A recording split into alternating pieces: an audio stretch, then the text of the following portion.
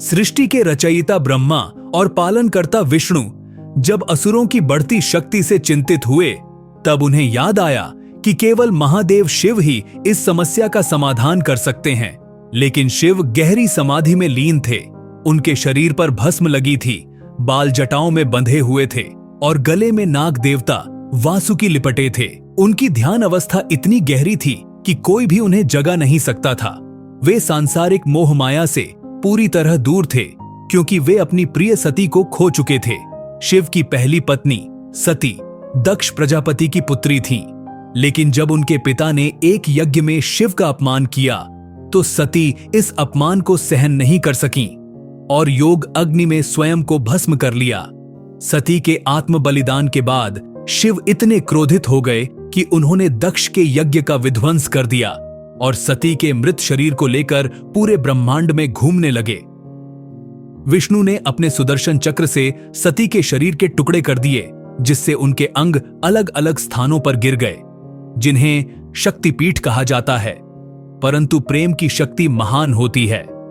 सती ने पार्वती के रूप में पुनर्जन्म लिया और जैसे जैसे वह बड़ी हुई, उन्हें अपने पिछले जन्म की स्मृति आने लगी। पार्वती ने दृढ़ निश्चय कर लिया कि वे हर हाल में शिव को फिर से अपने पति के रूप में प्राप्त करेंगी। उन्होंने हिमालय की गुफाओं में जाकर कठोर तपस्या शुरू कर दी। वर्षों तक उन्होंने ठंडे बर्फीले पहाड़ों में कठिन साधना की।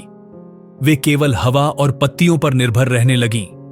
उनकी भक्ति इतनी गहरी थी कि देवताओं ने उन्हें आशीर्वाद दिया और शिव को प्रसन्न करने के लिए उनकी मदद करने का निश्चय किया।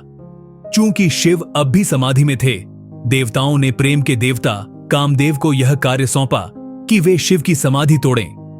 कामदेव ने अपने प्रेम के बाण से शिव को जगाने का प्रयास किया।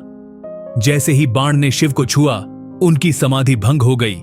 लेकिन शिव को यह कृत्य पसंद नहीं आया। उन्होंने क्रोध में अपनी तीसरी आंख खोल दी, जिससे कामदेव तुरंत जलकर भस्म हो गए।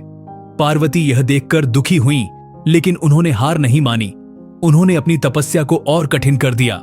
उनकी भक्ति को देखकर शिव का हृदय पिघलने लगा।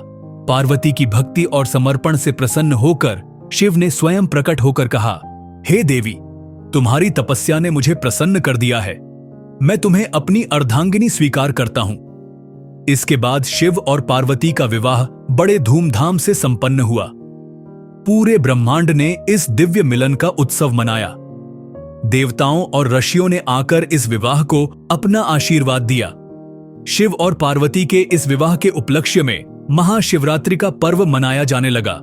यह दिन शिव और पार्वती के प्रेम, त्याग और समर्पण की प्रतीक बन गया।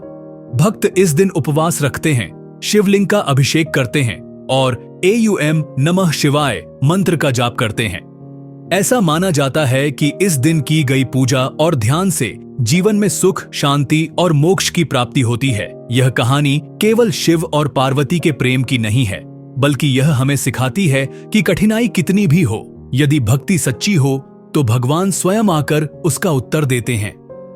हर हर महादेव।